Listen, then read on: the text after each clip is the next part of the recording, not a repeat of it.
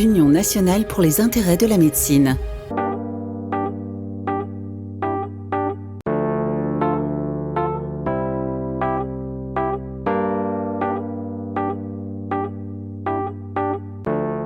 Bonsoir à tous, soyez les bienvenus pour ce nouveau numéro des Mardis de la Santé UNIM, organisé par Medscore, l'Observatoire des tendances santé-sport, en partenariat avec l'UNIM, l'Union nationale pour les intérêts de la médecine.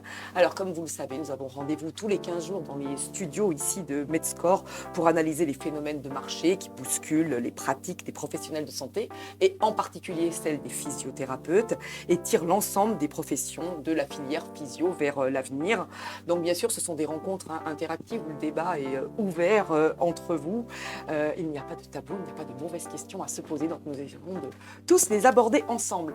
Alors après avoir parlé il y a 15 jours sur ce plateau d'ingénierie de la rééducation, nous avons aujourd'hui réuni un panel d'experts pour répondre à la question suivante. Comment réussir une diversification d'activités qui s'impose désormais aux kinésithérapeutes ? Et donc nous traiterons ce plateau en 3 axes. Face à la réalité économique et l'envie d'évoluer, quelle diversification choisir ? Comment le faire bien, mais en toute légalité, en s'entourant des bons acteurs. On a compris que nous serons ici sur un volet juridique et d'expertise comptable. Et enfin, l'importance de bien connaître son propre écosystème qui est aussi lié à son environnement, à sa localisation géographique, afin de développer sa diversification. Jérémy Billon, vous êtes masseur kinésithérapeute, physio-coach, vous vous êtes montré très inventif dans le domaine du sport santé avec le concept Just Form, qui est aussi appelé à faire des émules. On verra avec vous, vous avez ouvert une deuxième salle et que vous avez tissé, on vous a déjà accueilli sur ce plateau, mais depuis vous avez beaucoup avancé dans votre modèle en développant un partenariat intéressant avec Diago, on verra un petit peu plus loin lors de ce plateau. Donc, assez parlé pour ma part. Donc, nous allons aborder notre première question de ce soir. Face à la réalité économique et à l'envie d'évoluer, quelle diversification choisir ? Donc, on montrera vos exemples, puis on essaiera d'élargir plus globalement.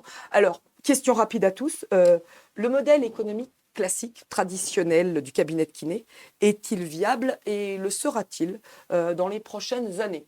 Donc, il se lance. Jérémy, je sens que vous avez... Pas mal de choses à dire là-dessus, oui. Je pense que ce qui se fait actuellement n'est pas viable sur le long cours. On le voit, la crise énergétique, on en parle régulièrement, on ne va pas débattre de ça là-dessus. L'augmentation des coûts de fonctionnement des cabinets, des formations que l'on fait de plus en plus, le coût du matériel et la lettre clé qui n'a pas été réévaluée depuis 10 ans. Ce qui fait qu'on n'a plus de choix pour augmenter ses revenus et aller jusqu'à l'inflation, maintenir l'inflation. Il nous faut augmenter soit nos heures de travail, soit aller trouver une autre source de revenus, diversification d'activités. C'est pour ça que pour moi, il n'y a pas de choix, il faut diversifier. Bon, je vais reposer la question à chacun. Qu'est-ce que vous avez envie de compléter ? Donc là, on va dire que la démonstration est assez claire et du coup, on sait pourquoi on est ici, puisqu'on va parler de diversification. Si on complète en quelques secondes, de toute façon, effectivement, on est sur une profession où l'acte n'a pas été, la tarification n'a pas bougé. On a 16,13 €, pour environ une demi-heure en moyenne, sur une profession qui a besoin d'espace. Donc, qui dit espace dit immobilier. Donc, les prix de l'immobilier, bien sûr, tout le monde dit et le sait, actuellement l'immobilier baisse, bon, on ne l'a pas encore trop vu, mais surtout il est beaucoup monté ces dernières années. Ça veut dire qu'un jeune qui veut s'installer et qui doit soit payer un loyer, soit acquérir des locaux a de grosses difficultés. Et en plus on a la crise énergétique, vous avez acheté de plus en plus de matériel, du matériel qui vaut cher, qu'il faut entretenir et qui consomme de l'énergie. Donc effectivement on est sur une profession qui a, si elle travaille de manière standard, de vraies difficultés pour pouvoir s'épanouir très concrètement. D'accord. Bon. Donc jusque-là, on est à 2 sur 4 où on valide que la diversification s'impose. Donc notre titre n'est pas complètement à côté. Hein, on est bien sur notre sujet. Mélanie, vous êtes d'accord ? Tout à fait. Également, quelque chose à ajouter où on a tout résumé ? La diversification s'impose et aussi continuer à fidéliser notre patientèle. Parce que, Donc on parle de fidélisation, c'est aussi un aspect peut-être qui n'était pas dans le langage du kiné et qui le devient. On va voir qu'on parle de patients, mais aussi de clients, parce que c'est aussi des consommateurs. Alors vous, Jean-Luc, vous n'êtes pas kiné, mais podologue. Pour autant, la réalité quotidienne des kinés, vous la connaissez aussi, et c'est aussi pour ça que vous avez des choses à leur proposer. Surtout, laissent un peu leur appréciation de leur vie en quotidien au cabinet. Parce que je pense qu'il y a de grandes analogies avec celles d'autres praticiens paramédicaux. Hein. Les podologues disent la même chose, donc on peut en parler. Je pense que je ferai doublon sur ce qui vient d'être énoncé. Donc l'approche aujourd'hui dans la diversification, elle est élémentaire. Elle est élémentaire puisqu'elle est partagée, je pense, entre la raison et la passion. La raison, comme le soulignait Jérémy, c'est ce souci face à la rentabilité économique d'un cabinet. Et puis partager également avec l'envie de bien faire. Donc c'est l'épanouissement personnel avec des formations, des campagnes, on va dire même d'information parallèles qui nous mènent à essayer de trouver des solutions pour équilibrer la rentabilité et l'épanouissement. Voilà. Cette thématique de la diversification, mais puisqu'on est tous d'accord ici pour le dire, quelle diversification choisir, on va dire sur quels critères, et comment fait-on pratico-pratique en termes de formation, d'équipement. Donc nous avons pris autour de ce plateau 3 exemples inspirants, l'invention d'un concept avec vous Jérémy, d'un produit avec vous Jean-Luc. Jérémy, est-ce que vous pouvez nous présenter le concept JustForm et puis synthétiquement nous rappeler les grandes étapes depuis l'idée qui a germé en 2015 jusqu'au partenariat avec Diago en 2022, tout récemment. Oui, tout à fait. Donc JustForm, en fait, c'est l'alliance d'un cabinet de kiné et d'une salle de sport sous un même bâtiment. Donc ça, c'est vraiment un accompagnement de l'adhérent avec un bilan d'entrée fait par un kiné, des tests physiques, un programme personnalisé et surtout un suivi qui est mis en place, qui correspond à ce que demandent les personnes, contrairement à certaines salles low cost qu'on ne citera pas, où il n'y a aucun accompagnement. Donc le savoir-faire du kiné, la caution du kiné est mise en place dès le début et surtout le suivi de l'adhérent. Ce qui s'est passé, c'est qu'en 2015, j'étais dans un cabinet et on avait déjà une petite salle de sport de 30 mètres carrés, donc vraiment très très restreint pour mettre des vélos et des appareils. Et puis c'était dans un petit village de 300 habitants et on a eu énormément de demandes d'adhésion parce qu'il n'y avait rien aux alentours. Donc on s'est dit, ça fonctionne bien, les gens viennent sur un petit espace, ils recherchent des questionnements, un encadrement, un accompagnement. Donc on a dit, on va essayer de dupliquer, d'agrandir le concept. Et c'est là qu'on a créé JustForm.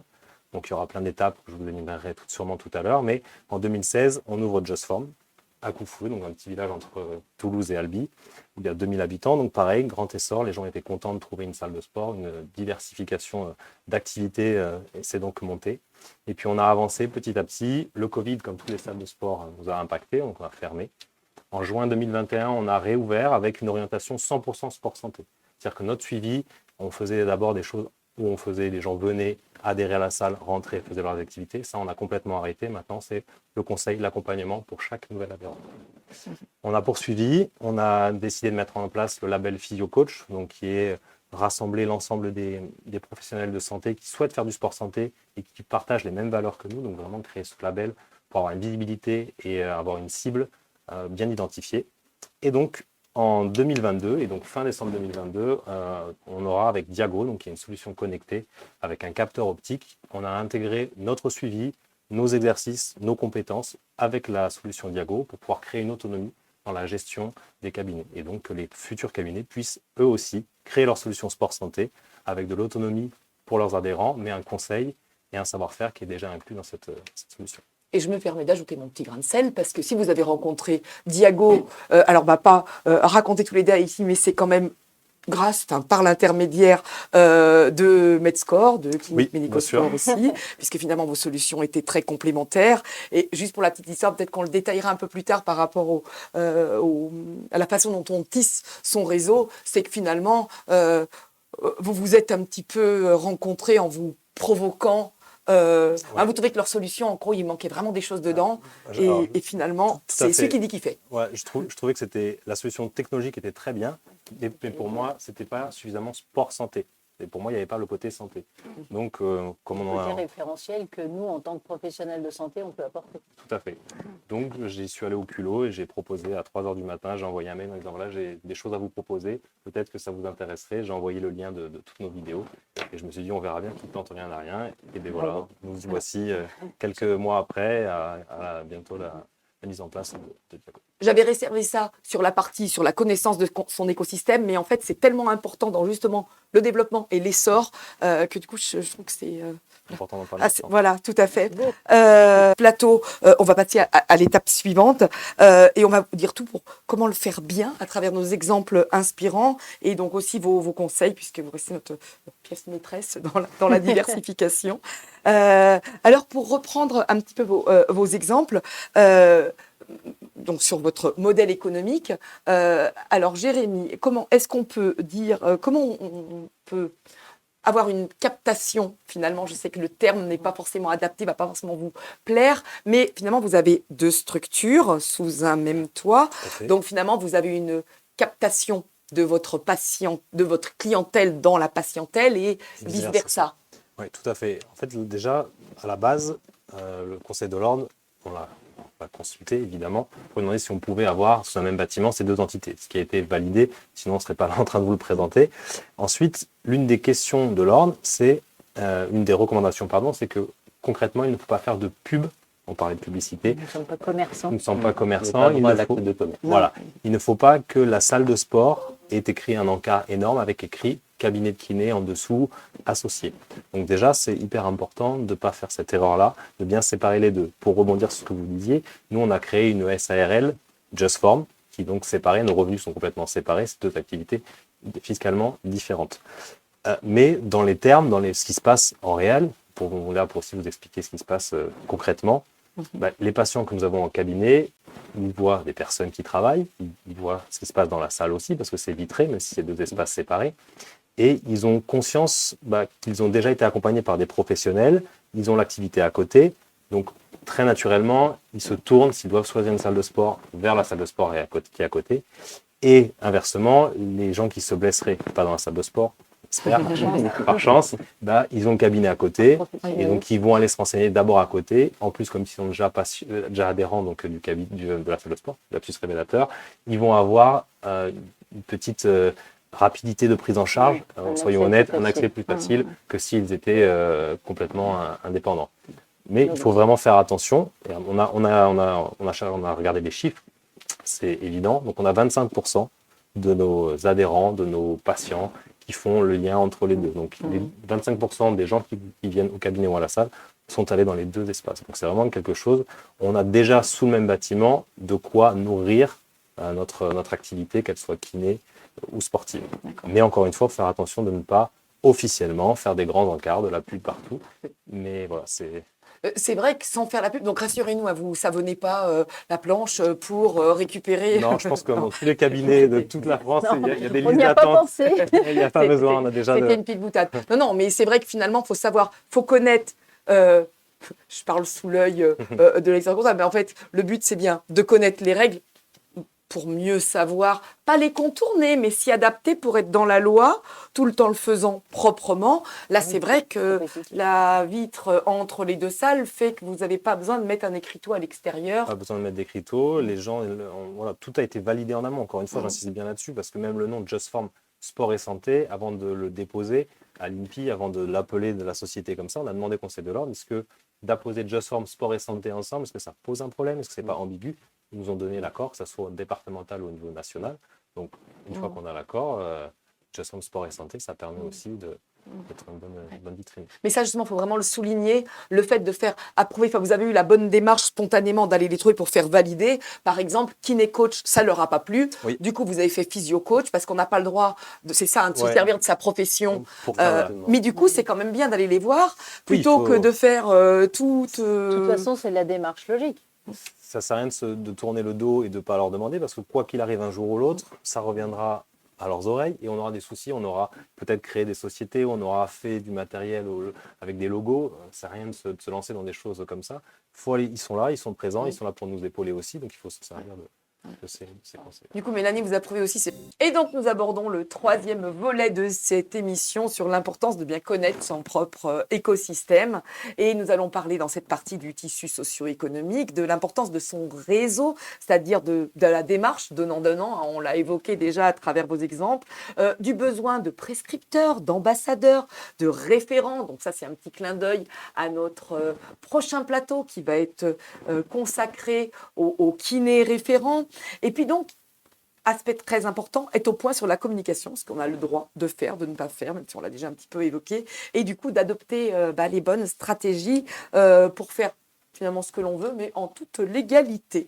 Alors, question à tous les quatre, l'apparition de ces nouvelles missions réalisées par les kinés prélude-t-elle d'un éclatement du cabinet traditionnel? Est-ce qu'on va avoir aussi l'apparition de nouveaux métiers, de nouvelles structures autour de cette diversification? Je pense que ça va s'éclater. On va pas, comme on disait au départ, on ne va pas pouvoir rester sur un fonctionnement classique, traditionnel.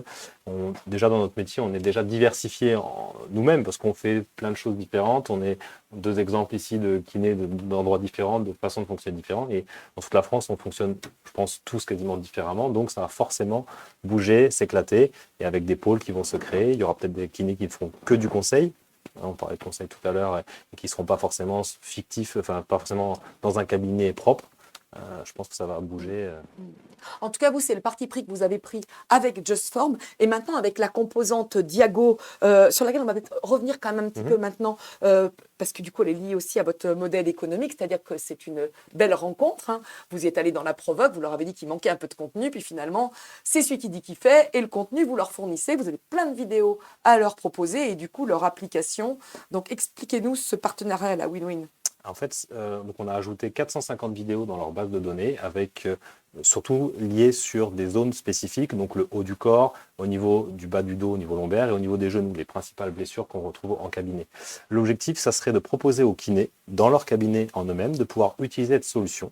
Cette solution, elle permettra d'aider à bilanter le patient, de pouvoir lui donner du contenu à faire à l'extérieur du cabinet et pouvoir être monitoré grâce à un back-office qui est déjà créé pour voir la quantité d'exercices qui a été fait.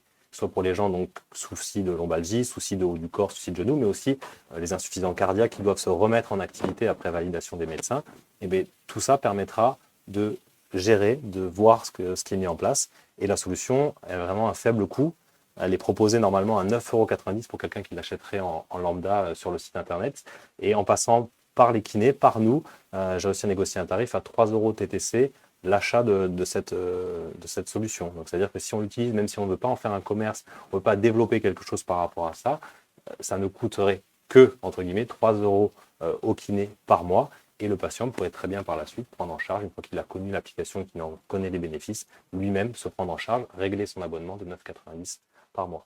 Merci d'être aussi concret parce qu'au moins on met des chiffres et on comprend. Alors nous arrivons en fait au terme de cette émission où l'objet est de conclure alors que là on ouvre sur beaucoup de réflexions. Donc bien sûr on ne va pas pouvoir répondre à tout. J'aimerais maintenant que chacun nous délivre son petit message de conclusion, ce à quoi vous aspiriez et peut-être rapidement parler aussi du contexte dans lequel on évolue. Et je sais que Jérémy, vous m'avez dit moi, à la base, je ne suis pas joueur de rugby et pour autant, dans la région où vous êtes, vous passez beaucoup de temps sur les terrains de rugby parce que finalement, votre clientèle, elle est là. Donc, petit tour de conclusion. En fait, on a ouvert un deuxième espace à Gaillac, qui est une ville de rugby, hormis d'être une ville de vin aussi. Et on se retrouve... Pardon. Désolé. Et donc, comme c'est une vitrine, il me fallait montrer mon cabinet, montrer mon savoir-faire. Donc, j'ai tout simplement été toqué au rugby du coin. Et voilà.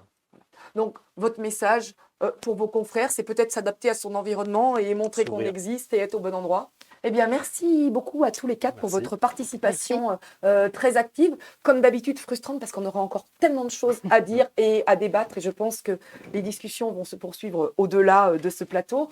Merci aux équipes de Medscore et de Ouvrez l'œil de nous permettre de réaliser cette émission. Et bien sûr, notre partenaire l'UNIM qui nous soutient. Donc, cette soirée visait à aborder un peu toutes les facettes de la diversification. Vous encouragez aussi à y aller puisque c'est incontournable.